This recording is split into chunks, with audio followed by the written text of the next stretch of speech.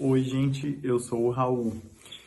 E para entender o que é uma solução tampão, a gente precisa relembrar alguns conceitos sobre ácidos e bases. Então, como vocês sabem, como vocês já devem saber, né? Segundo a teoria de Arrhenius, os ácidos eles liberam íons H+ em solução aquosa e as bases liberam íons OH- em solução aquosa. Só que essa teoria, ela é muito limitada, no sentido de que ela só vale para substâncias, né, para espécies químicas em meio aquoso. Então, a gente tem mais algumas outras teorias para ampliar o nosso conhecimento sobre ácidos e bases. E uma outra teoria que expande um pouco isso é a teoria de Bronsted-Lowry. Segundo essa teoria, um ácido é toda espécie que é capaz de doar um próton, e uma base é toda espécie química que é capaz de receber um próton. E nós ainda temos uma outra teoria, né, que é a teoria de Lewis, que em vez de estar relacionada com prótons, ela está relacionada com par de elétrons, né, com pares de elétrons. Então, segundo a teoria de Lewis, um ácido é toda espécie capaz de receber um par de elétrons, né? E a base, ela é toda espécie química capaz de doar um par de elétrons. Então, o ácido, né, quando quando ele doa um próton, segundo a teoria de Bronsted-Lowry, ou quando ele recebe um par de elétrons, né, segundo a teoria de Lewis, depois que isso acontece, ele se torna uma base, a sua base conjugada. E a mesma coisa para a base, né? A base, quando ela recebe um próton ou quando ela doa um par de elétrons, ela se torna o seu ácido conjugado.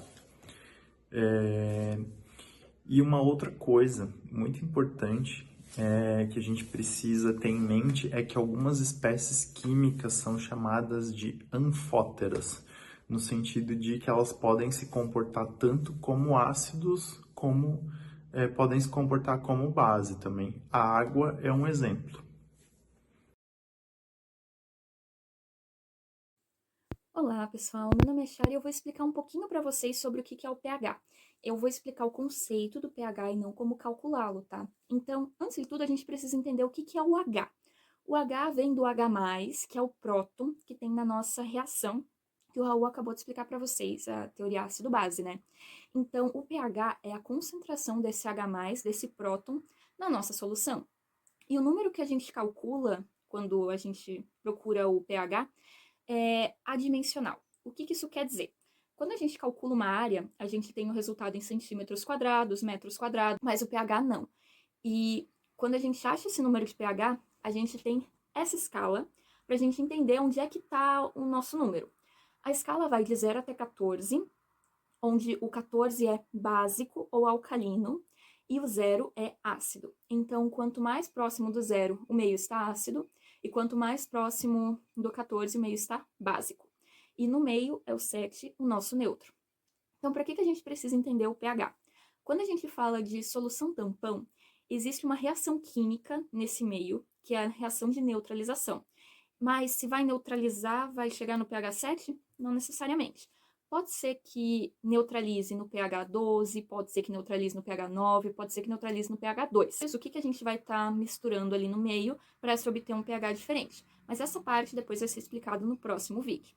O que eu quero trazer para vocês aqui são indicadores naturais que a gente tem do pH.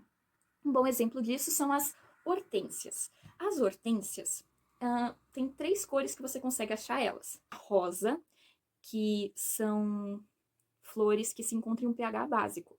Mas colocaram elas dentro de um becker para conseguir a cor rosa? Não. Vem do próprio solo. Quando o solo é mais calcário, o solo é mais básico, a cor da hortênsia fica rosa. E quando é azul, com o pH mais ácido do solo, um solo mais granítico, a flor acaba ficando azul. E daí a roxa é o meio termo das duas, né? Outros 2 indicadores que você consegue fazer em casa, a gente vai deixar o link dos vídeos que trazem um pouquinho disso aqui embaixo, é o repolho roxo e a beterraba. Os dois, o processo é o mesmo, onde você pica o repolho ou a beterraba, né, o que você tiver em casa, e sim, tem que ser bastante, tá? Coloca dentro de uma panela, depois coloca água nessa panela e leva pro fogão. Se você for menor, por favor, peça pro seu pai ligar o fogão. Deixa mais ou menos uns 20 minutinhos e quando esfriar, retira somente a água, tá? Em uns copinhos, a gente coloca limão, vinagre, água, álcool, água sanitária, bicarbonato de sódio diluído em água, tá? E em copos separados, para a gente conseguir determinar o pH dessas substâncias. Com a sua solução de repolho roxo ou beterraba, você vai jogando em cada um dos copinhos e ali o vídeo da Experimentoteca traz bem legal o número do pH, tudo muito lindo. Tiramos desse canal maravilhoso, tá?